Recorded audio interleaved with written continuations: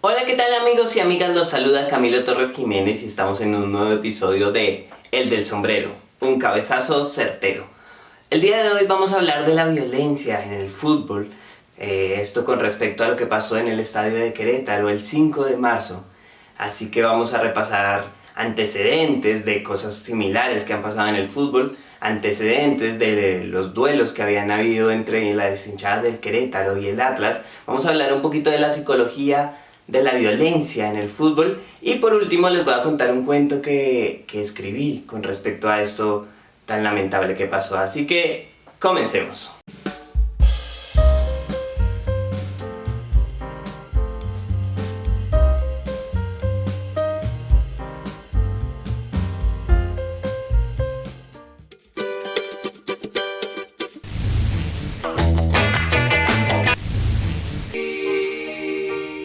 Bueno, lamentablemente esto que pasó en México no es un caso aislado, no es algo que recién empieza a pasar, es algo que ha venido pasando desde que empezó el fútbol. La historia del fútbol lamentablemente ha sido violencia. La pelota sí se ha manchado innumerables ocasiones por muchos aspectos que vamos a ir repasando y vamos a hacer un repaso de 4 de esos hechos violentísimos que han habido en el mundo del fútbol. Comenzamos en Ghana, en el 2001, en el estadio de Accra, 130 muertos.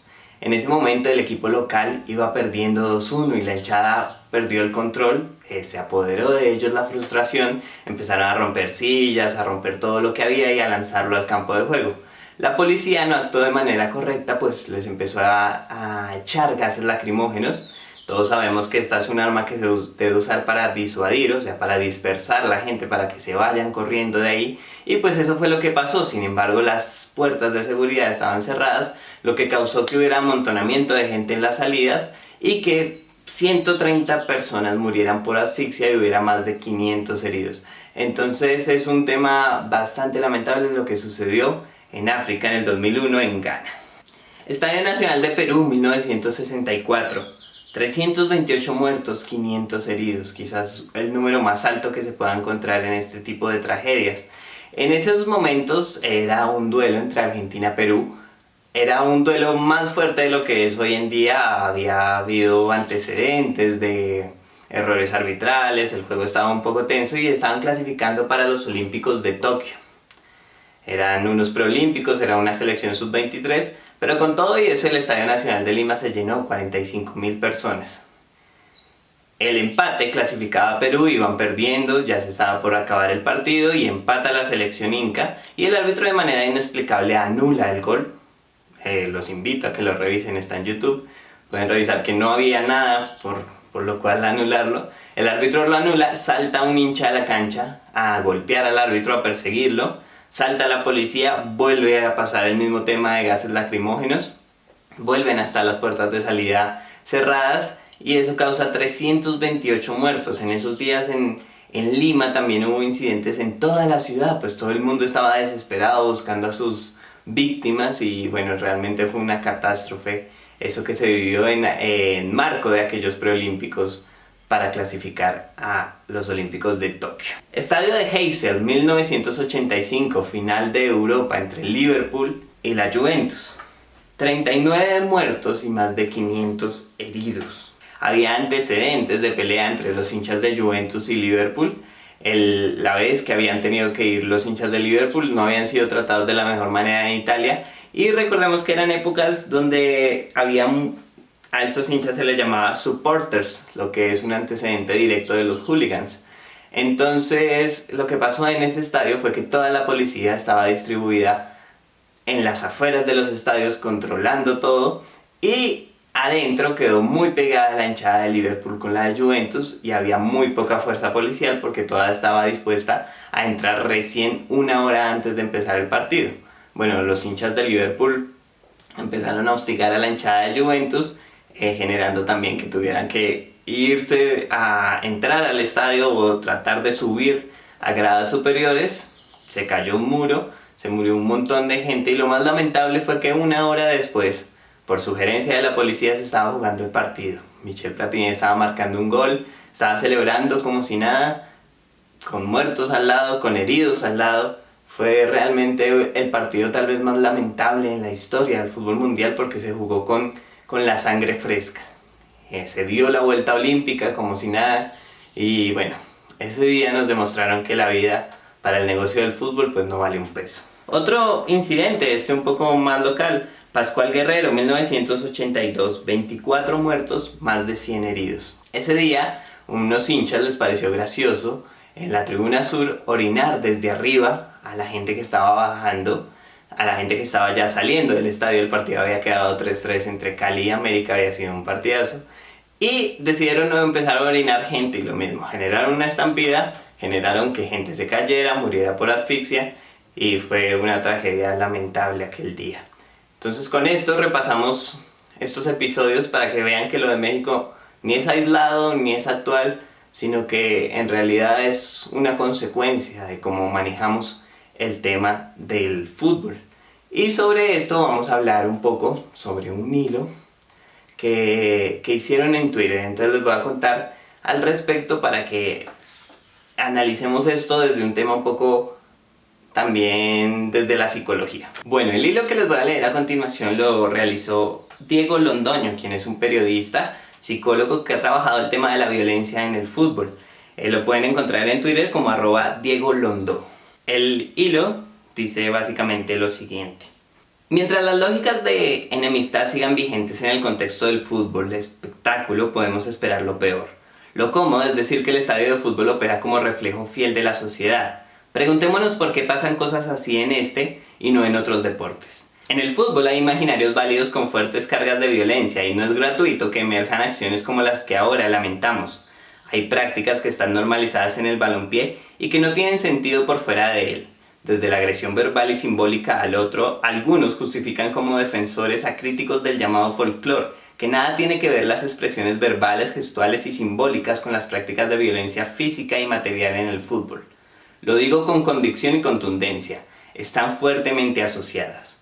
Pensar que las agresiones físicas y materiales no tienen relación alguna con lo verbal, gestual y simbólico es caer en el reduccionismo con el que suelen interpretarse estos hechos, como prácticas ejercidas de forma irracional o por simple efectos de sustancias alucinógenas. Si la explicación de que lo que sucede en un estadio de fútbol es un fiel reflejo de las estructuras sociales, si ahí se agota nuestro marco interpretativo, entonces ¿por qué dichos actos no se presentan tan frecuentemente en otros deportes dentro de las mismas sociedades? Si la explicación de que lo que sucede en un estadio de fútbol es efecto de las lógicas internas de ese deporte, entonces ¿por qué dichos actos no se presentan tan frecuentemente en otros deportes con igual o más contacto físico entre sus jugadores?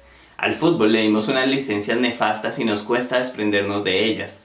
Admitirlas como construcciones, reconocer su carácter relacional y desprendernos de su concepción de esencialismos. Construimos unas lógicas violentas y luego cuestionamos las manifestaciones. Si encontramos hechos semejantes a los de México en el fútbol de otros países con diferencias enormes en términos socioeconómicos y psicosociales, es porque el análisis no se agota en concebir las estructurales sociales que lo sustentan.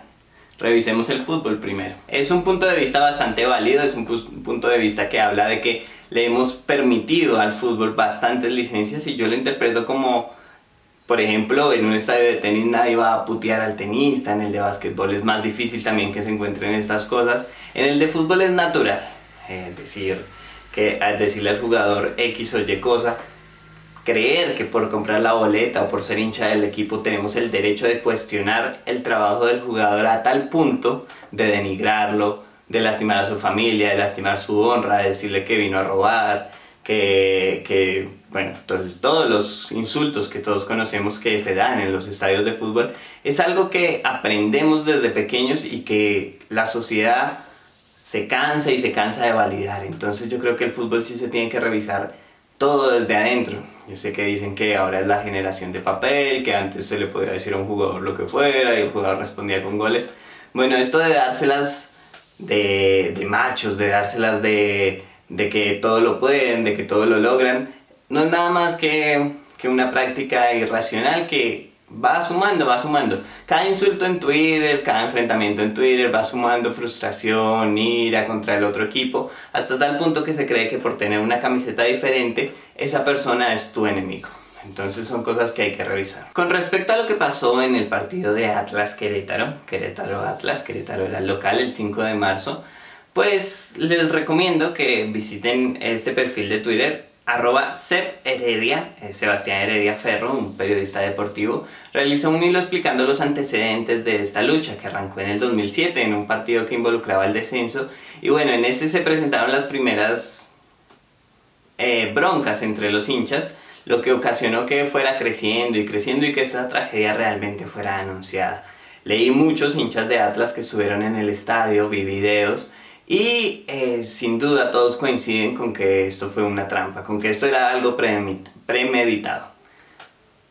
En partidos anteriores habían habido sistemas policiales fuertes, desde la carretera no los dejaban pasar, incluso muchas veces no habían podido llegar al estadio porque no había entrada para hinchada visitante. Esta vez todo fue fácil, todo fue tranquilo, llegaron, habían 3 policías por sector, no había seguridad, no había nada, y cuando empezaron la bronca, en vez de que esta seguridad apareciera, lo que hizo fue facilitar el ingreso de los hinchas de Querétaro a los sectores donde estaban los del Atlas. Esto habla de una complicidad manifiesta de los organismos encargados para brindar seguridad. No brindaron seguridad, sino antes facilitaron que esta tragedia se diera de las magnitudes que vimos. Es lamentable que pase esto porque en el estadio de Querétaro se escuchaba gente diciendo que no quede ni uno solo, que maten a todo el que tenga la camiseta del Atlas. Le pegaron a señores de edad, le pegaron a mujeres, a niños.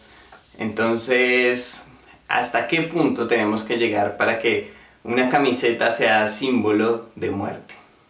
Con respecto a esto, y basado en la imagen que todos vimos de una familia cruzando toda la cancha, una familia, mamá, papá, hijo y 2 hijos, uno sin camiseta porque obviamente tenían que quitársela para que no supieran si era de Atlas o Querétaro y que no este fuera motivo para que le pegaran. Esta familia, huyendo por el campo, por el campo de juego, escribió un cuento, entonces se los voy a leer. 5 de marzo, Guadalajara. Me desperté pronto con respecto a todo lo que me había demorado en dormirme. Di vueltas en mi cama 4 horas y dormí 2. Me pasaba siempre eso cuando tenía un viaje el día siguiente. Pensar que el carro tenía aceite, llantas en su medida, gasolina, si el extintor no se había vencido. Media hora pensando cada detalle hasta que por cansancio terminé dormido. A la mañana siguiente me desperté sin contexto hasta que tras un minuto de ver una chancleta me acordé que hoy era el gran día. Mi hijo menor cumplía 4 años y tras convencer a mi esposa por un mes, al fin lo íbamos a llevar de cumpleaños a un estadio de fútbol. Tan chico y ya era fan del deporte. Nos despertaba temprano para jugar y para verlo por televisión. Y al verme con su hermano de 10 años cada 8 días hinchando por el Atlas, no le había quedado más remedio que alegrarse tras cada gol de los rojinegros. Arrancamos los 4. Fueron 4 horas y 20 minutos de viaje ininterrumpido. No tenía intención de parar por nada. Llevábamos la comida, el café y un afán grave, pues las boletas no estaban compradas y había que hacerlo en la taquilla. Llegamos, pagamos, almorzamos y cuando fue la hora entramos al estadio.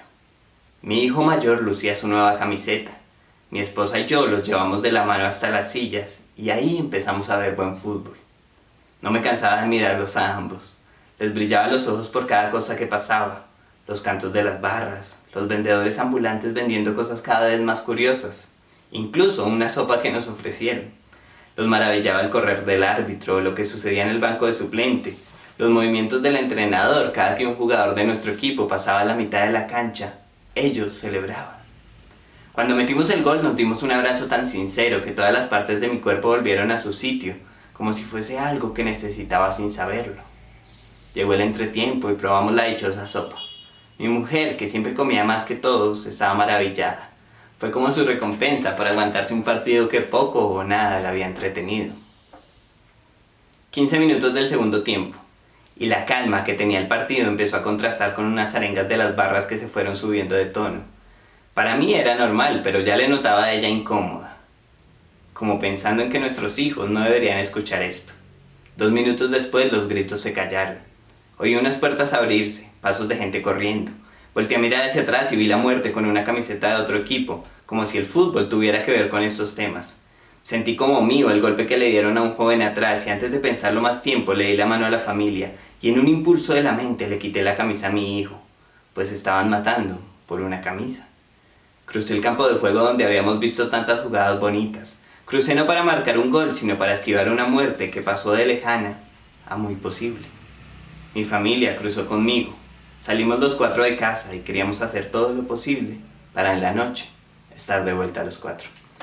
Bueno, con esto concluye el video. Espero les haya gustado, espero haya sido instructivo para conocer un poco más sobre el tema de la violencia en el fútbol, y lamentando mucho lo que pasó en estos días en México el 5 de marzo, cerramos el video. Que tengan buena tarde, buena noche y buen día, y no olviden suscribirse al canal, compartirlo, darle me gusta y que más gente lo pueda ver. Hasta pronto.